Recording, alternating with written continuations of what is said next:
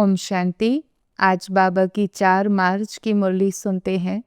वैसे आज होली का दिन है, संग का रंग लगाने का दिन है और हम आत्माएं जो परमात्मा से प्रीत रखती हैं तो परमात्मा के प्रेम के रंग में रंगने का और आत्माओं पर ये प्रेम का रंग लगाने का, ज्ञान का रंग लगाने का दिन है। तो आज बाबा सिखा रहे हैं कि बच्चे, तुम्हारा धंधा ही है सुजाग करना, रास्ता बताना। जो ज्ञान हमें मिला, जो परमात्मा की पहचान हमें मिली, उससे जीवन में जो खुशी मिली, जो आत्मविश्वास मिला, बाबा कहे आपको प्राप्ति हुई है। आपका अभी कर्तव्य बनता है, फर्ज बनता है कि आप और आत्माओं का कल्याण करो। इसमें केवल ज्ञान सुनाने की बात नहीं होती। बाबा कहे जितना आपकी अवस्था देही अभिमानी बनती जाएगी तो देही अभिमानी अवस्था से ही आप और आत्माओं का कल्याण करते जाएंगे।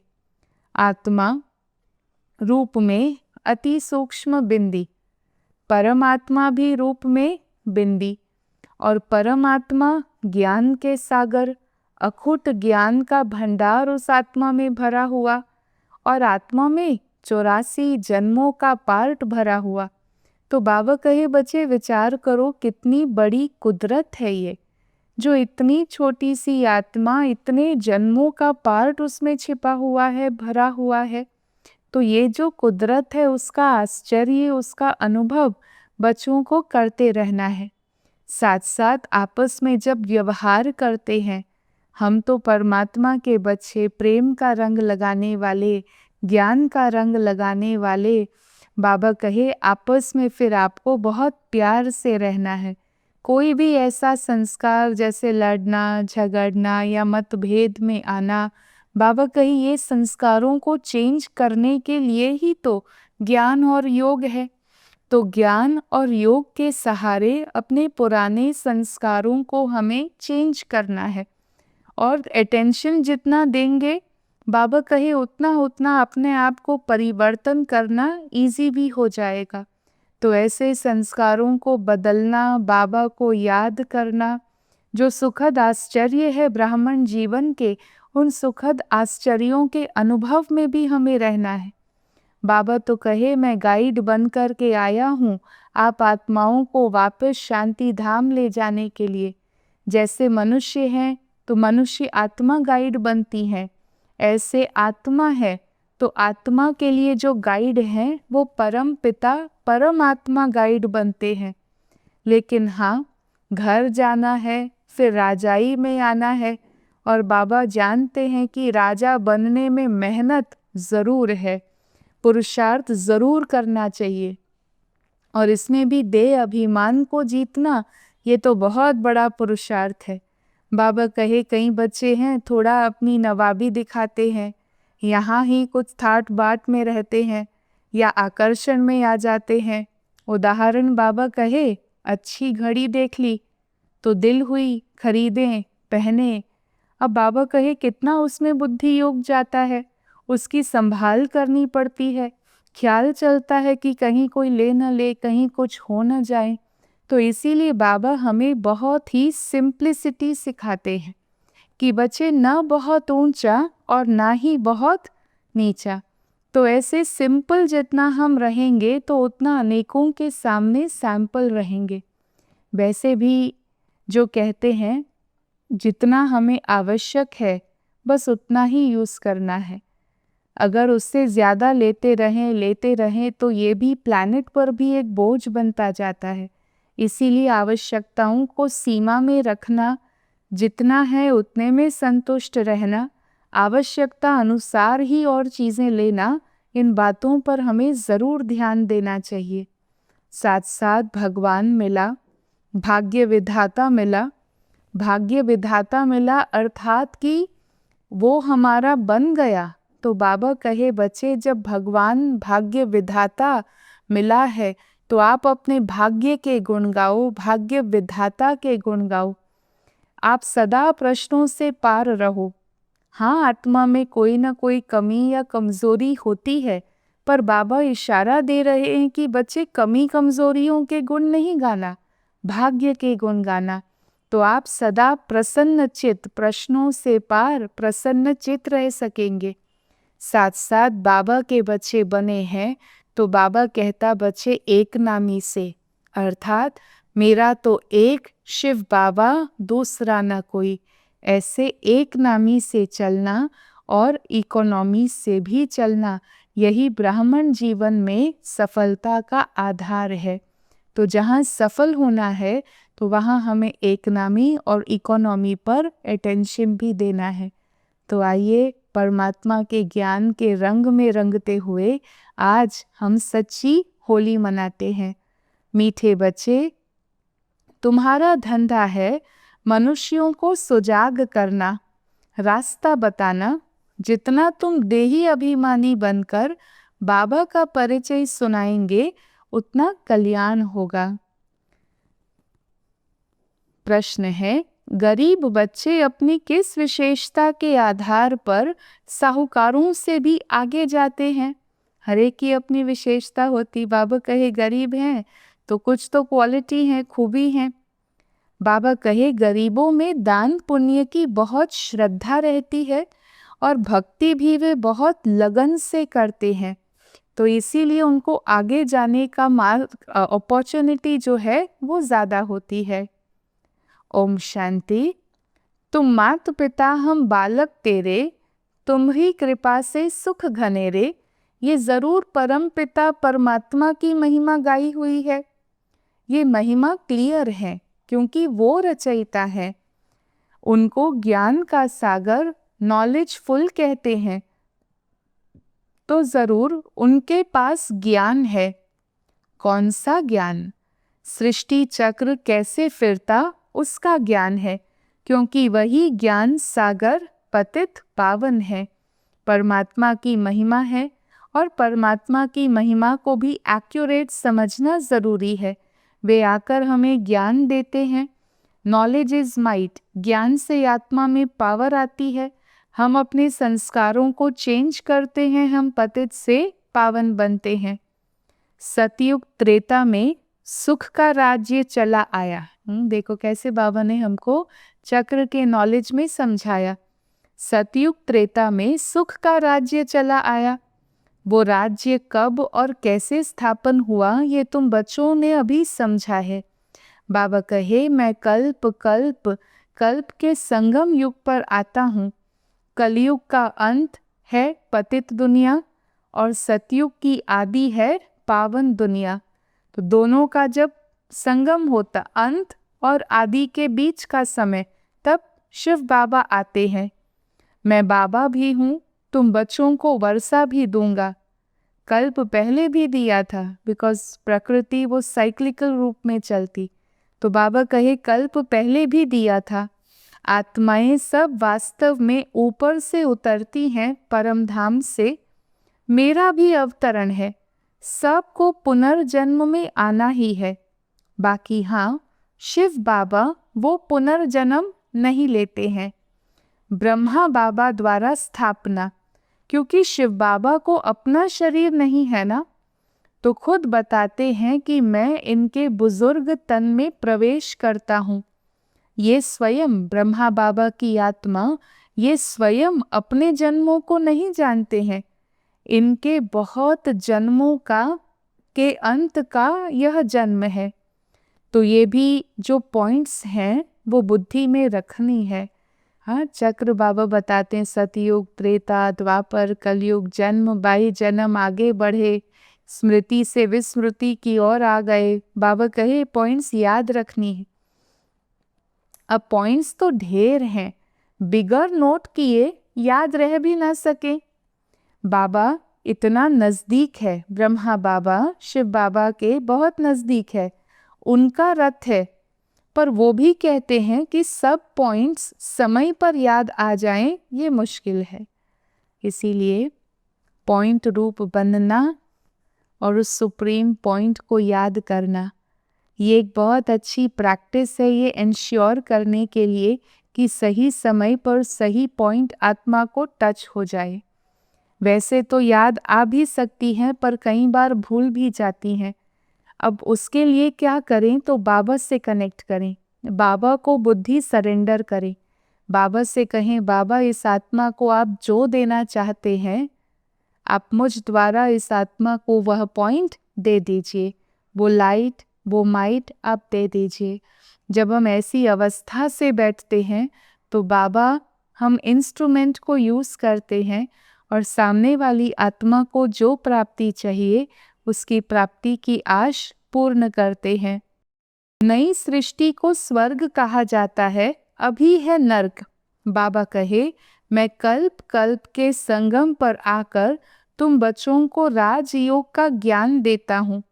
तो ये है भारत का प्राचीन योग, जिस योग की इतनी महिमा है। बाबा कहे वही योग आकर मैं सिखाता हूँ। किसने सिखाया? शिव बाबा ने राजयोग सिखाया था, किसी को पता नहीं है।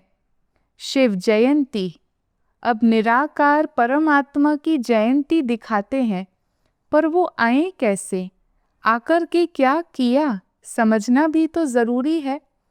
वही सर्व का सद्गति दाता, लिबरेटर, गाइड हैं। परमात्मा के कर्तव्य अनमैच्ड है। भटकी हुई आत्माओं को सद्गति देना, बंधन में फंसी हुई आत्माओं को लिबरेट करना, भटकती हुई आत्माओं को गाइड बनकर गाइड करना, ये परमात्मा का ही कर्तव्य है। सर्व आत्माओं को गाइड चाहिए, परम आत्मा वो भी आत्मा है। जैसे मनुष्यों का गाइड भी मनुष्य होते हैं, वैसे आत्माओं का गाइड भी आत्मा चाहिए, पर वह सुप्रीम आत्मा कहेंगे। मनुष्य पुनर्जन्म लेकर पतित बनते हैं, फिर पावन बनाए वापस कौन लेकर के जाए? इसीलिए बाबा कहे मैं जन्म मरण में नहीं आता, मैं डिटैच्ड रहता हूँ, ताकि समय पर आपको अपने साथ वापस अपने घर लेकर जा सकूं। मैं ही आकर पावन होने की युक्ति बताता हूँ कि बच्चे तुम मुझे याद करो। अब प्योर बनने का भी जो रास्ता है बहुत सहज है, याद करो। तुम्हें ये रूहानी यात्रा बाबा सिखलाते हैं। ये है रूहानी बाबा की रूहानी बच्चों के प्रति रूहानी नॉलेज। हाँ, इसमें रूहानियत का फ्लेवर है। सुप्रीम रूह पढ़ाती है, रूहों को पढ़ाती हैं और रूहानी नॉलेज पढ़ाती हैं। सबका रूहानी पिता मैं हूँ, मैं ही गाइड बन सकता हूँ। Liberator, guide, blissful, peaceful, ever pure, सब मेरे लिए ही कहते हैं। अभी तुम आत्माओं को नॉलेज दे रहे हैं। बाबा कहे मैं शरीर द्वारा तुम्हें ये ज्ञान दे रहा हूँ और तुम भी शरीर द्वारा नॉलेज ले रहे हो। वो है गॉड फादर, उनका रूप भी बताया है। जैसे आत्मा बिंदी है, वैसे परमात्मा भी बिंदी है। ये कुदरत है ना, कितनी बड़ी कुदरत। परमात्मा सर्वशक्तिवान, आत्मा भी इतनी शक्तिवान, रूप कैसा? बिंदी। क्या कुदरत है। वास्तव में बड़ी कुदरत तो ये है, इतने छोटे स्टार में 84 जन्मों का पार्ट है। ये कुदरत है।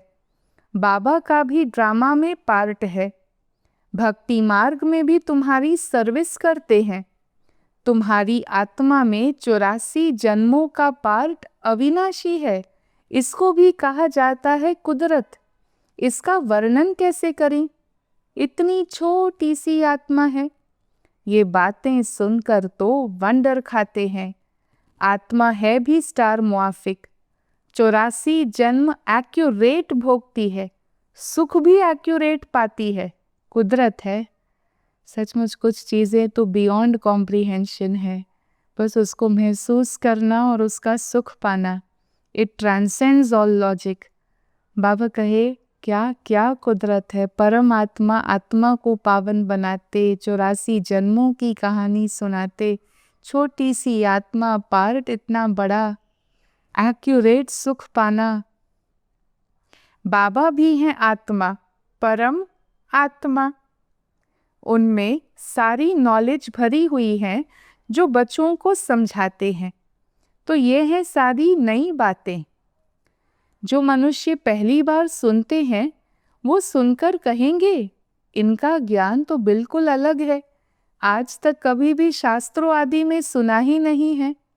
फिर भी बाबा कहे जिन्होंने कल्प पहले सुना है, वर्षा लिया है, वह वृद्धि को पाते रहते हैं। जिस आत्मा ने सतयुग त्रेता में पार्ट बजाया है वो फिर से परमात्मा ज्ञान के आधार से अपने संस्कारों को श्रेष्ठ बनाने लगेगी। हाँ, टाइम लगता है क्योंकि राजा बनने में मेहनत है ना।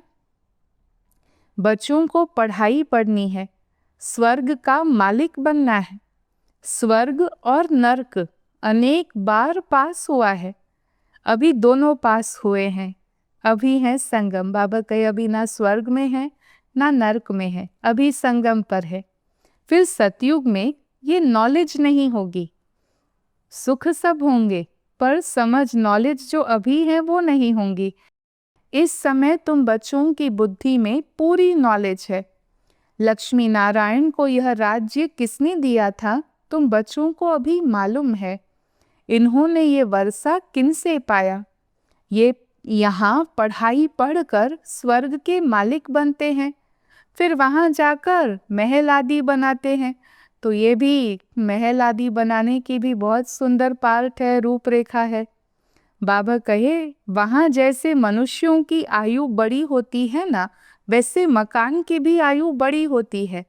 सोने के, मार्बल के बड़े बड़े मकान बनते जाएंगे, सोने के तो और ही मजबूत होंगे। हाँ, तो स्वर्ग की भी अपनी एक ब्यूटी है। बाबा तुम बच्चों को दिन प्रतिदिन अच्छी अच्छी पॉइंट्स सुना रहे हैं। फिर तुम्हारा धंधा है मनुष्यों को सुजाग करना, रास्ता बताना, ज्ञान का रंग उन आत्माओं पर लगाना। जैसे बाबा कितना प्यार से समझाते हैं, देह अभिमान की दरकार नहीं है। बाबा को कभी देह अभिमान नहीं हो सकता और तुम्हें सारी मेहनत देही अभिमानी होने में लगती है। और इसीलिए परमात्मा का साथ बहुत ज़रूरी है। जो देही अभिमानी बन बाबा का परिचय देते हैं वो बहुतों का कल्याण करते हैं। देह अभिमान में आने से फिर और विकार भी आ जाते हैं। इसीलिए अभ्यास है, प्रैक्टिस है, पुरुषार्थ है देही अभिमानी बनने की। लड़ना, झगड़ना, नवाबी से चलना, बच्चे ये सब देह अभिमान है। बाबा कहे भले सीख रहे हैं राजयोग, फिर भी बहुत साधारण रहना है। थोड़ी ही चीज में अहंकार आ जाता है। संस्कार बहुत पावरफुल है, छिपा रहता, समय पर बिल्कुल जाग जाता है। थोड़ी चीज में अहंकार आ जाता है। घड़ी फैशनेबल देखी, दिल होगी ये पहने, ख्याल चलता रहेगा। इसको भी देह अभिमान कहा जाता है। अच्छी ऊंची चीज होगी तो संभालना पड़ेगा, गुम होगी तो ख्याल होगा। बच्चे अंत समय कुछ भी याद आया तो अंत मति सो गति क्या होगी। तो ये सब देह अभिमान की आदतें हैं। इसलिए कहते हैं ना कि हो सकता है कि आपका अकाउंट उसको अफोर्ड कर सकता है, लेकिन क्या ये प्लैनेट उन चीज़ों को अफोर्ड कर सकता है। आज हर चीज़ हम यूज़ कर रहे हैं, क्या वो सचमुच ज़रूरी है। हमें इंटरनल अपने आप को चेक करना है कि मेरा एक एक डिसीजन बाहर सारे विश्व को कहाँ तक इम्पैक्ट करता है, उस चीज़ को हमें सोचना है। तो बाबा कहे बच्चे अंत समय फिर अंतमति सो गति क्या होगी। देह अभिमान की ये आदतें हैं, आवश्यकता से ज़्यादा लेना, बटोरते रहना, फिर सर्विस के बदले डिस सर्विस भी ज़रूर करेंगे। हाँ, आकर्षण में चले गए, अभिमान है, फिर वो सेवा के क्षेत्र में भी डिस सर्विस करा देगा। बच्चे रावण ने तुम्हें देह अभिमानी बनाया है। आप देखो बाबा कितना साधारण चलते हैं। ब्रह्मा बाबा ने अपना मिसाल बच्चों के आगे रखा, बहुत सिंपल रहें। हर एक की सर्विस देखी जाती है। बच्चे तो अनगिनत है ना। कोई बहुत सपूत बहुत अच्छे बच्चे हैं। ऐसे बाबा को तो फरमान बरदार वफादार बच्चे चाहिए, और ऐसे बाबा के लिए हमें भी आना चाहिए कि हम फरमान बरदार वफादार बन कर के रहें। अच्छा, मीठे मीठे सिकिलते बच्चों प्रति माता पिता बाप दादा का याद प्यार और गुड मॉर्निंग। रूहानी बाबा की रूहानी बच्चों को नमस्ते। हम रूहानी बच्चों की रूहानी बाबा को नमस्ते। फिर वरदान है आज की मुरली से, अपने भाग्य और भाग्य विधाता के गुण गाने वाले सदा प्रसन्न चित्त भव। सभी ब्राह्मण बच्चों को जन्म से ही ताज, तिलक, तख्त जन्म सिद्ध अधिकार के रूप में प्राप्त होता है।